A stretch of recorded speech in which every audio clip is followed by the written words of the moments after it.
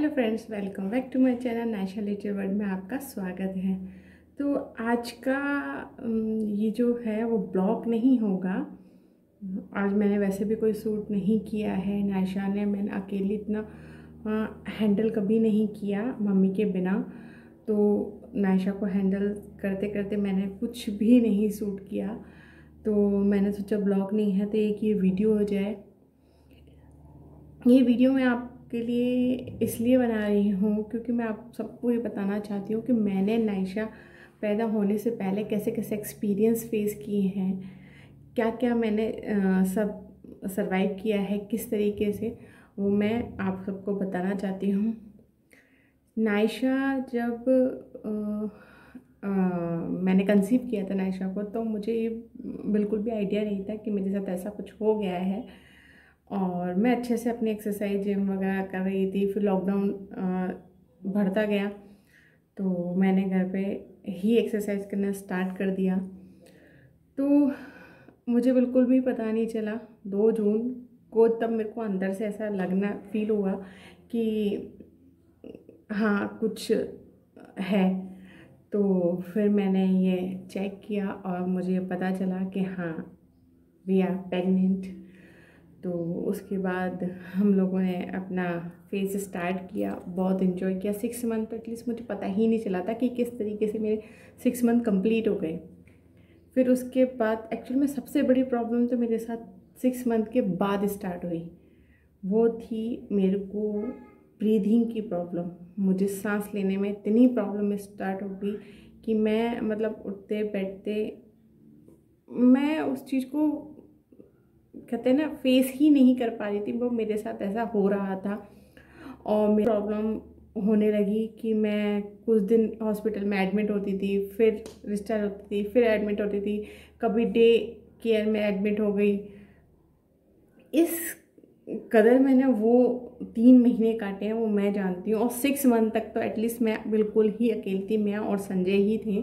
Sanjay lockdown चला था, work from home चल रहा था, मैं और संजय ही इस चीज़ को और मतलब कहते हैं ना सब तरीके से खुद को ही फेस करना, तो वही मैं और संजय ही फेस कर रहे थे। फिर 6 मंथ जैसे कंप्लीट हुआ तो मेरी फैमिली आई, मेरी मम्मी, मेरी भाभी, मेरे भैया। जब उनको पता चला कि मेरे साथ इतनी प्रॉब्लम हो रही है, मेरे को सर्वाइव नहीं मैं कर पा रही हूँ, तो फिर वो लोग आए। एक्चुअली सासू माँ तो इसलिए नहीं आ सकती थी क्योंकि वो अस्थमा की पेशेंट थी और उनको आने में ही मतलब उन कोई डायरेक्ट इंदौर में कोई डायरेक्ट ट्रेन नहीं थी हिसार से, तो उनको आने में ही काफ़ी टाइम लग जाता और अकेली वो आ नहीं सकती थी और संजय मुझे छोड़ के जा नहीं सकते थे। तो फिर मेरे भैया मम्मी ने सोचा कि क्यों ना हम ही आए। फिर मेरी फैमिली मेरे पास आई। फिर थोड़ा सा ऐसा लगने लगा। एक्चुअली क्या होता है ना, जब हम अकेले होते हैं तो अकेलापन अपने आप में ज़्यादा लगता है और अपने आप पे ज़्यादा हावी होने लगता है। ऐसा लगने लगता है कि बस सब ख़त्म, अब कुछ नहीं हो सकता। वही अकेलापन मुझे खा रहा था। पल पल पे मैं रोती थी। मैं बाहर घर पूरा पूरा दिन घर के बाहर बैठे बैठे निकाल दिया करती थी। मुझे एटलीस्ट इन 3 महीने में ये पता चल गया था कि सोसाइटी में कितने लोग हैं, कितने दिन में कौन चक्कर लगाता है, किसने क्या किया, वो सब मैं अपने घर के बाहर बैठे बैठे यही देखती थी। मैं इतनी इतनी रोती थी कि मैं धीरे धीरे कहते हैं ना कि डिप्रेशन में ही चलते जाना। मैं डिप्रेशन में जाने लगी थी। मुझे संजय बहुत बूस्ट करते थे, मोटिवेट करते थे कि नहीं सब ठीक होगा, तुम कर लोगी, तुम कर लोगी। इवन मैंने तो मेरे डॉक्टर का जीना इतना हराम कर दिया था। मैं दिन में उनको 10-10 बार कॉल करती थी और कुछ नहीं हुआ, क्योंकि उनसे बात करने पे मुझको ऐसा लगता था कि हाँ मेरे साथ कोई है जो मुझे समझ सकता है, जो मेरी प्रॉब्लम को सुन सकता है। एक्चुअली क्या है ना, ये वीडियो थोड़ा लंबा हो जाएगा तो मैं इसको 2 पार्टों में डिवाइड कर दूँगी। मैंने अपने एक्सपीरियंस आप लोगों को इसलिए शेयर करा क्योंकि ये बहुत दिन से मेरे दिल में था कि मैं किसी को बताऊं, तो मुझे आप लोगों से बेटर कोई ऑप्शन दिख नहीं रहा था। तो मैंने सोचा कि आप लोगों के साथ ही इस बात को शेयर कर दूं। और मैं हर एक बात और हर एक चीज़ मैं आप लोगों के साथ इसलिए शेयर करना चाहती हूँ कि आप लोग मेरी फैमिली बन चुके हो और मैं चाहती हूँ कि मेरी फैमिली जल्दी से जल्द बड़ी हो जाए। और मैं आप लोगों के साथ बहुत सारी अपनी ऐसी ऐसी बातें हैं जो मैं शेयर करना चाहती हूँ अपने बारे में, अपनी फैमिली के बारे में। तो मैं ये सबसे बोलूँगी, मेरी वीडियो को ज़्यादा से ज़्यादा शेयर कीजिए, मेरे चैनल को सब्सक्राइब कीजिए। आपसे बार बार यही इस बात को रिक्वेस्ट करती हूँ और मैं आपको बहुत अच्छी अच्छी वीडियोस और भी लाने की कोशिश करूँगी। मैं आपको बताऊँ, वैसे उम्मीद करती हूँ कि आप मेरा साथ हमेशा देंगे। तो मुद्दे पे आते हैं। फिर उसके बाद जब मेरी फैमिली आ गई तो ऐसा लगने लगा कि हाँ अब ठीक होगा, अब सब कुछ ठीक होगा। कुछ दिन बीते, फेस्टिवल आया, दिवाली आई, हमने दिवाली सेलिब्रेट करी। मैं इस कितनी भी प्रॉब्लम में मैं क्यों ना होती थी, बट मैं हमेशा संजय को बोलती थी कि चलो मुझे कहीं बाहर लेके चलो, मुझे बाहर लेके चलो। मैं डॉक्टर के पास हफ्ते में 4 बार इसलिए जाती थी क्योंकि मुझे उनके साथ बैठ के कुछ टाइम स्पेंड करना वो ही बहुत ज़्यादा अच्छा लगता था। और ऐसा लगता था कि हाँ अब थोड़ा सा मूड ठीक हुआ है। मैं घर आने से ही डरने लगी थी। घर पे अकेलापन मुझे इतना खाने लगा था कि मुझे घर का नाम लेते ही मुझे डर लगने लगा था कि नहीं अब मुझे घर नहीं जाना है। बट क्या करें, घर तो आना पड़ता है, खाना भी पड़ेगा, सोना भी पड़ेगा। और मुझको लोगों को क्रेविंग उठती है ना, वो मैं ऐसा मेरे साथ कुछ भी नहीं हुआ था। मुझे तो मतलब कुछ चीज़ अच्छा ही नहीं लगता था।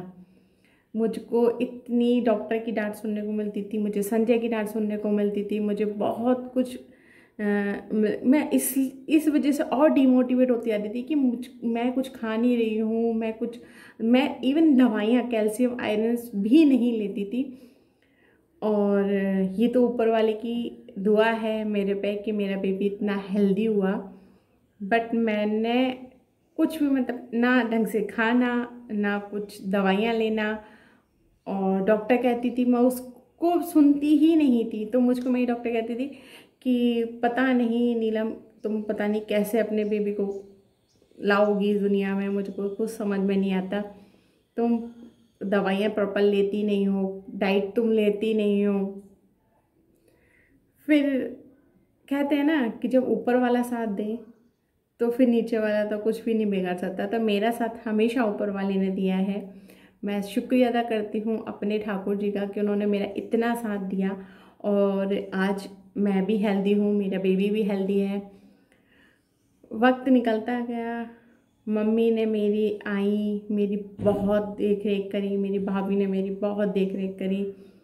और मेरी भतीजी मुझे इतना खुश रखने की कोशिशें करते थे ये सब। लेकिन कहते हैं ना कि जब आपके दिमाग में कोई चीज़ घुस जाए तो आप उसको निकाल नहीं सकते। तो वो फोबिया मेरे दिमाग में चल गया था कि मुझको ब्रीथ नहीं आ रही है, मैं मर जाऊंगी मेरे को। और उस टाइम कोविड इतना गंदे तरीके से फैल रहा था कि रोज़ वही न्यूज़ में सुना कि सामने वाले को ऑक्सीजन की कमी हो गई, इसको ये ऑक्सीजन। तो वो चीज़ मेरे पर ज़्यादा हावी होने लगी थी। उसको डॉक्टर भी कहती थी कि इसको एक फोबिया बैठ गया है, ऐसा इसको साइकोलॉजी प्रॉब्लम है, बट ऐसा इसके साथ कुछ हो नहीं रहा। बट मेरे साथ एक्चुअल में ऐसा हो रहा था। सारे मतलब कहते हैं ना डॉक्टर, इतने डॉक्टर, मुझे ऐसा लगता था कि ये डॉक्टर सही नहीं है, मेरे को ये डॉक्टर के पास जाना चाहिए। जिसने बता दिया मुझे उस डॉक्टर के पास संजय लेके गए। मैं होम्योपैथिक, आयुर्वेदिक, एलोपैथिक सारी दवाइयाँ मैंने यूज़ कर ली। बट मुझे कोई मतलब कहते हैं ना किसी भी तरीके का कोई रिलीव नहीं हुआ। एक डॉक्टर तो मुझे इवन ऐसी मिली कि जिसने ये तक मुझे डरा दिया कि जब तक कि मेरी श्रद्धा मैम मुझे ये बोला करती थी कुछ नहीं है, बेबी होने के बाद ये सब आपका गला भी ठीक हो जाएगा, ब्रीदिंग प्रॉब्लम भी ठीक हो जाएगी, और तू बस अपने आप को बूस्ट रख, अपने आप को हेल्दी रख, अच्छा खा। वो मुझे मोटिवेट करती थी। बट एक डॉक्टर मुझे इस तरीके से मिली, उसने मुझे ये बोला कि तुमको ऐसा लगता है कि ये जो तुम्हारी प्रॉब्लम है वो तुम्हारे बेबी होने के बाद ख़त्म हो जाएगी, ऐसा तुम्हारे दिमाग में है, तो ये निकाल दो। ये प्रॉब्लम हो चुकी है तो फिर होगी नहीं तो अपने आप ही ठीक होगी। तो ये चीज़ मेरे दिमाग में बहुत ज़्यादा बैठ गई कि अरे ये मेरे बेबी होने के बाद भी ठीक नहीं हुई तो फिर क्या करूँगी मैं। अब कहते हैं ना कि एक प्रॉब्लम आपके साथ पहले चल रही थी, दूसरी और आपके दिमाग में आ गई। अब दोनों चीज़ों से मेरी जद्दोजहद इतनी तरीके से हो रही थी कि मेरे को समझ में नहीं आ रहा था। वो मैं ही समझ सकती हूँ कि मेरे दिमाग में क्या क्या चल रहा था। मैं उस चीज़ को अगर मैं किसी को बोलती भी हूँ तो लगता है नहीं ठीक हो जाएगा, ये तुम्हारा दिमाग में फोबिया है, इसको निकालो, ऐसा नहीं होता है, सबको होता है, तुम स्पेशल नहीं हो। बट मेरी फैमिली का सपोर्ट मेरे साथ इतना था कि मेरी फैमिली ने कभी मुझे ये नहीं बोला कि नहीं ये तुमको हो नहीं रहा है, ये सब तुम्हारा ये दिमाग में साइकोलॉजी प्रॉब्लम है ये। मेरी फैमिली ने मेरी बात समझी, मुझे मोटिवेट भी करते थे, मुझे खुश रखने की कोशिश भी करते थे। मेरी माँ, मेरी सासू माँ, मेरी भाभी, मेरी नंद, मेरा पति, मेरा भाई, मेरे भतीजे भतीजियाँ सब मेरे साथ इस तरीके से लगे हुए थे कि मैं एक बहुत छोटी सी बेबी हूँ और मेरी केयर करनी है, मुझे पैम्पर करना है। वो सब इसी तरीके से करना स्टार्ट कर दिया। मेरे को उस टाइम इतनी खुशी भी होती थी कि हाँ चलो, किसी किसी के साथ तो फैमिली भी नहीं होती है, मेरे साथ एटलीस्ट मेरी फैमिली तो है जो मेरे साथ ने। फिर उसके बाद दिन निकलते गए, मैंने डॉक्टर के पीछे मतलब कहते हैं ना पुश करना स्टार्ट कर दिया, नहीं अब मेरे साथ या मुझे बर्दाश्त नहीं हो रहा, मेरा सिजेरियन करो, मेरा को इस बेबी को निकालो जल्दी से। तो फिर भी डॉक्टर ने मेरे को बोला कि नहीं 37 वीक्स कंप्लीट होने दे, वेट कर। जैसे मेरे 37 वीक कंप्लीट हुए, मैंने डॉक्टर को मतलब कहते हैं ना टक टक टक टक टक टक करना स्टार्ट कर दिया। फिर डॉक्टर ने मतलब मेरे को उस टाइम में भी इस ऐसे तरीके के डॉक्टर मिले, उन्होंने मेरे अलग अलग तरीके की सोनोग्राफी कराई और मुझको वो चीज़ इतनी खलती थी कि मतलब आप कहीं परदेश में हो, आपके साथ मतलब कहते हैं ना डॉक्टर को भगवान का दर्जा दिया जाता है। मैं उन डॉक्टरों को भगवान का दर्जा बिल्कुल भी नहीं दे सकती जो लोगों को ना डराते हैं।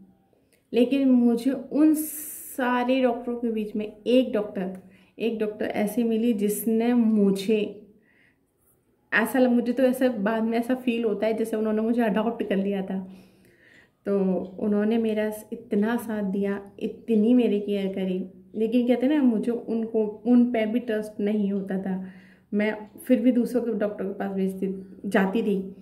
मैंने अपना मतलब एक दिन पे 25 तारीख को मैंने अपना अल्ट्रासाउंड कराया, उसमें मेरे बेबी का वेट 1.25 किलो था।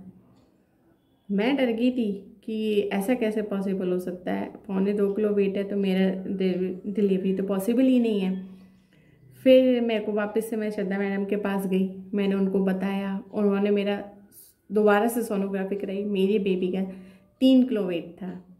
अब ये देखिए कि सोनोग्राफियों में भी कितना अंतर आ जाता है। मेरे बेबी का 3 किलो वेट। फिर मैम ने मुझे कहते ना ग्रीन लाइट दे दी, अब तुम अपना डेट मुहूर्त निकाल लो कि तुमको बेबी किस टाइम चाहिए, किस डे पे चाहिए। फिर उसके लिए मेरी माँ ने अपनी जद्दोजहद स्टार्ट कर दी कि नहीं हम तो पंचांग देखेंगे, हम तो मुहूर्त देखेंगे, हम ये ऐसा नहीं होना चाहिए, इस ग्रह में पैदा नहीं करेंगे, उस ग्रह में पैदा नहीं करेंगे। वो लोग अपनी ग्रह देख रहे थे, बट मैं जिस ग्रह से जूझ रही थी वो मैं इतनी फर्स्टेड हो चुकी, मैंने कि तुम लोगों को अपनी ग्रह की पड़ रही है या मेरी नहीं पड़ रही। फिर मम्मा मुझे काम डाउन करती थी, मुझे समझाती थी कि देखो आज कुछ दिन झेल लो, ऐसा ना हो कि बच्चा किसी ऐसे मुहूर्त में पैदा हो जाए जिससे दिक्कत हो जाए। तो फिर मैंने कहा, फिर मेरे भैया को बोला, उन्होंने पंडित के पास गए, उन्होंने मुहूर्त देखा तो 1 जनवरी मुहूर्त निकला, फिक्स टाइम निकला कि हाँ इस टाइम पे हम बर्थ कराएंगे। 8 से 9 बजे का टाइम था। मेरे डॉक्टर को आने में मेरी मम्मी ने 7 बजे से संजय के पीछे पड़ी, डॉक्टर को फ़ोन करो, अभी तक नहीं आई, डॉक्टर को फ़ोन करो। उन्होंने बोल दिया कि आपके मुहूर्त पे हम आ जाएंगे, बस थोड़ा सा वेट कीजिए, बस मैं आ रही हूँ। बट मेरी मम्मी को सबर ही नहीं हो रहा था, उनको लग रहा था कि उनका मुहूर्त ना निकल जाए।